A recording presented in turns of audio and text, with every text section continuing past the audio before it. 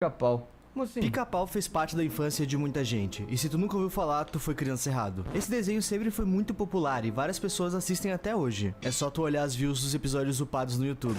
Se tu é criança, o desenho é muito engraçado por si só, mas ele consegue bater diferente também às vezes. Ele tem cenas bem absurdas e cômicas, mas ele também passa uma vibe bem desconfortável e dá um certo medo às vezes. E bom, quando você é adulto e tu vai assistir esse desenho de novo, tu percebe várias coisas que passaram despercebidas quando tu assistia esse desenho. Mano, eu nunca assisti Pica-Pau depois que eu fiquei adulto, mano. Blindado pela tua inocência infantil. Coisas bizarras, coisas bem estranhas e profundas. O desenho Pica-Pau e o seu universo sempre foram bem adultos de certa forma, isso na minha visão, claro. Um bom exemplo que eu posso colocar aqui é a notável violência, armas de fogo, armas brancas, bombas e agressões. E tudo bem, isso era comum nos desenhos de antigamente, eu até gostava na verdade. O que mais me chamava atenção era o humor ou algumas piadas no mínimo estranhas que tinham pra crianças. O exemplo que eu posso dar pra vocês certamente é o Pica-Pau Biruta. O Pica-Pau... Ah, mano, eu desconfio de quem gosta desse tipo de pica-pau aqui, mano. Se você falar assim, ah não, esse pica-pau aqui era o meu favorito, ou eu gostava dele, você tá estranho. Me desculpa. Não dá. Mano, quem que gostou desse pica-pau aqui, mano? Tá aqui a enquete. Olá, tudo bem? Tá vendo esse pica-pau aqui na sua tela? Se você gostou dele, ou falou, pô, foi o meu preferido, você não é normal, cara. Isso aqui não é normal. Esse pica-pau aqui, quando eu colocava na tela, era a pior sensação da vida que eu tinha. Ruim demais, mano. Nossa.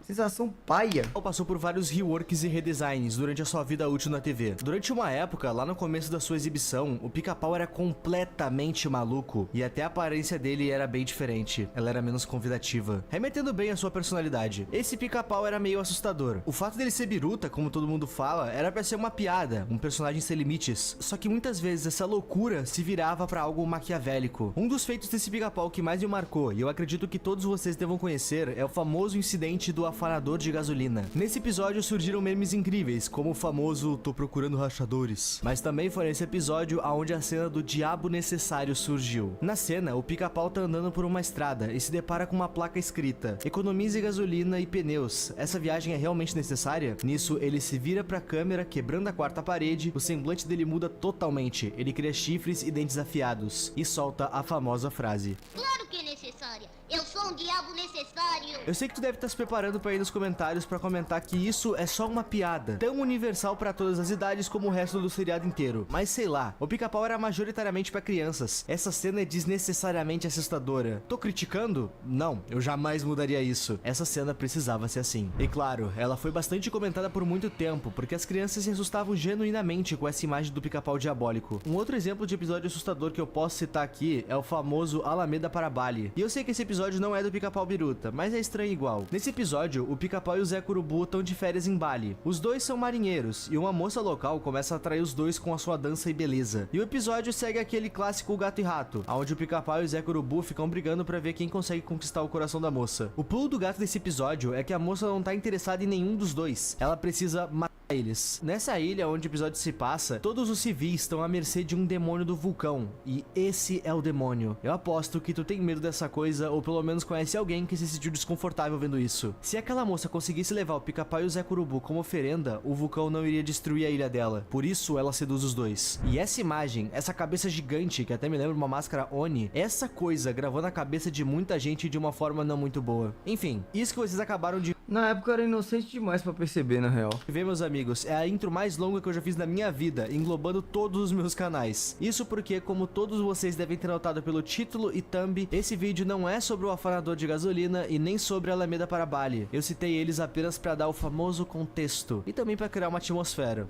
Não vou mentir. Faz o seguinte, me ajuda a fazer mais atmosfera ainda. Apaga a luz aí do teu quarto enquanto eu te conto sobre o famoso... E que peixe? Ué, que atmosfera que você quer fazer aqui, putinhoso?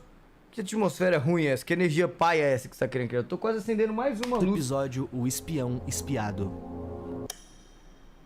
Esse episódio em específico não tem nem pé nem cabeça. Hey, what's up, bro?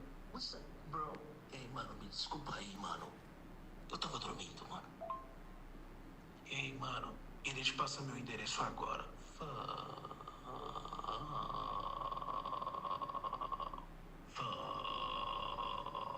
Vai se foder, é muito ruim acordar, tipo, do nada assim, mano. Merda, mano.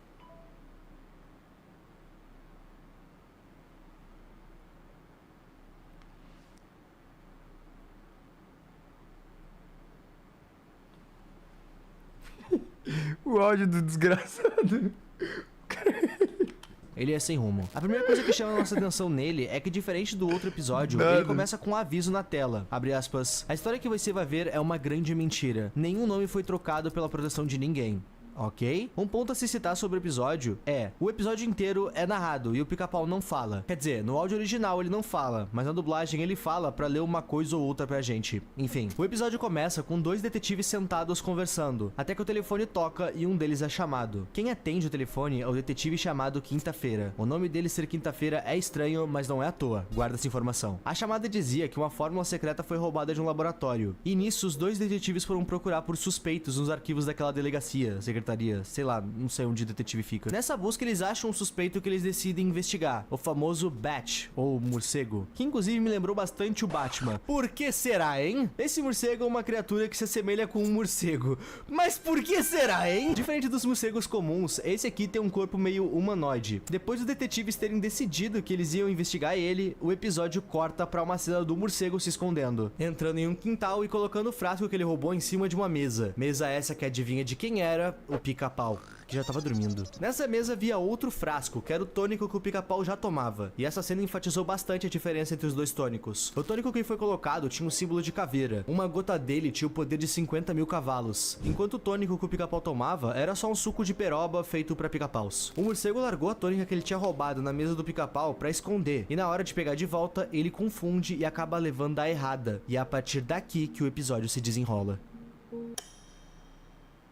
O morcego tira esse tônico do Pica-Pau e deixa só o que ele roubou em cima da mesa dele. E tá, vamos fazer uma pausinha que eu tenho algumas coisas pra explicar. Esse episódio inteiro pode até não parecer, mas ele tá referenciando um outro programa. Dragnet é o seu nome. Essa série basicamente retrata o cotidiano de investigadores da polícia de Los Angeles, mais especificamente o sargento Joe Friday e os parceiros dele. Lembram que foi comentado pra vocês guardarem o nome do detetive do Pica-Pau, né? Então, é por causa dessa série. O detetive dessa série se chama Joe Friday, que ficaria algo como o Joe Sexta-feira. E no Pica-Pau o detetive se chama Quinta-feira. O nome do detetive era parte da referência à série Dragnet. Inclusive, lembram do aviso do começo do episódio? A história que você vai ver é uma grande mentira. Nenhum nome foi trocado pela proteção de ninguém. Isso também é referência a Dragnet. No começo de todo episódio daquela série, é dito que a história que a gente tá pra ver é real e que os nomes foram alterados para proteger a identidade de algumas pessoas. Enfim, agora que eu expliquei a relação da série com o episódio, a gente pode voltar pro vídeo. Na cena seguinte, o Pica-Pau acorda com um narrador falando com ele. E caso vocês não tenham notado, o Pica-Pau tá literalmente verde, sem energia nenhuma. Bichinho tá doente. Ele levanta e vai de arrasto pro banheiro. Ele tava sem forças até pra escovar os dentes. Então o narrador manda ele tomar o tônico. O tônico que em teoria era pra Pica-Paus. O Pica-Pau toma esse tônico e fica absurdamente forte. No melhor estilo Peter Parker, na manhã seguinte da picada. Ixi, ele não tem controle da própria força e sai quebrando tudo. Para testar sua força, ele se coloca na frente de um carro em movimento e o carro se corta ao meio. Ou seja, além de ficar forte, o rapaz ficou pontiagudo. Enquanto intacto, ele se sente invencível, até que eventualmente o efeito do tônico acaba e ele fica fraco de novo. Quando isso acontece, ele imediatamente volta para casa, toma o tônico de novo e fica forte mais uma vez. Acho que eu não preciso nem apontar muito para vocês que esse episódio flerta o tempo inteiro com a dependência química, principalmente nas partes em que o Pica-Pau precisa tomar o tônico de novo várias vezes quando o efeito acaba, pra ter essa força toda de novo. Isso me lembrou bastante o filme Sem Limites. Nele, o protagonista toma uma pílula que melhora as habilidades dele, em todas as áreas. Ele não se torna um dependente químico, o corpo dele não precisa nem pedir as pílulas, mas o protagonista continua tomando porque ele se viciou no sentido de eu preciso disso pra ser alguém. Meu corpo não pede, mas eu quero. Aqui no desenho a gente vê quase o mesmo efeito. É igual um Tadala de 20? Meu Deus, Tadala. Feito. O Pica-Pau tá fraco, mas quando ele toma o tônico, ele fica melhor do que ele já foi. Eu acredito que mesmo se ele estivesse bem, ele ainda tomaria esse tônico pra se sentir invencível de novo. Na TV, o Pica-Pau vai ver uma chamada falando justamente sobre o roubo desse tônico e também quem foi o ladrão, esse morcego. Quando o Pica-Pau viu isso, ele decidiu entregar o tônico. Afinal, em mãos erradas, todo esse poder poderia ser muito perigoso. Agora imagina se esse tônico tivesse caído nas mãos do Pica-Pau Biruta. Nesse meio tempo do episódio, o morcego já tá na volta do Pica-Pau. O Pica-Pau queria ir até a polícia entregar o tônico. Nisso, o morcego muda algumas placas da cidade para atrair o Pica-Pau pro meio do nada, na casa dele. Tudo para dar cabo do Pica-Pau e pegar o tônico para si. O morcego tenta matar o Pica-Pau a todo custo para pegar o tônico. Só que como o Pica-Pau estava sob o efeito do tônico, nada que o morcego fazia machucava ele. No final, o Pica-Pau consegue capturar o morcego, coloca ele num baú e leva para os detetives. Detetives esses que ficaram sentados no quartel-general o episódio inteiro. O Pica-Pau havia colocado o morcego dentro de um baú, mas quando ele vai mostrar esse baú para os detetives, não tem nada lá dentro. Só um porrete e um suco de peroba do Pica-Pau. De alguma forma, o morcego conseguiu escapar, e nem pergunta pra mim porque eu não faço a menor ideia de como. Os detetives pedem pro Pica-Pau mostrar como tudo aconteceu, mas quando ele vai mostrar, o efeito do tônico acaba e ele perde a força de novo. O episódio termina com os detetives não acreditando nele e dizendo que ele anda vendo muita televisão. Na minha visão, esse episódio todo é sobre dependência química, representada pela força e agilidade que o Pica-Pau ganha. Ele não fica viciado biologicamente, ele precisa daquela substância para tirar o melhor dele mesmo, o que me parece muito com o álcool ou cocaína.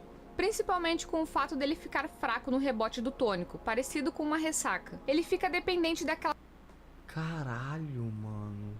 O Pica-Pau é cheirador de pó, mano. a substância e se sentindo no topo do mundo quando consome ela. No final desse episódio existe mais uma referência a Dragnet. No caso, é a cena de fechamento, de um cara batendo num martelo e acertando o dedo. Isso acontecia em Dragnet também, com a diferença de que esse é na vida real e o cara não martela o dedo. Agora, toma uma curiosidade dentro da referência. O som da martelada acertando o prego em Dragnet mais tarde foi usado como som da abertura da Adult Swim.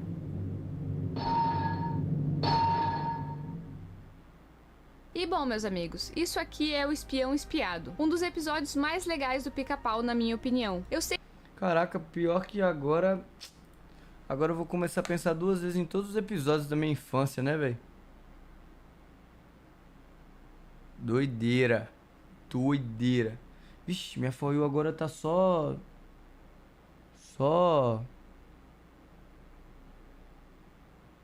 Como é que chama? Só bagulho de terror, velho.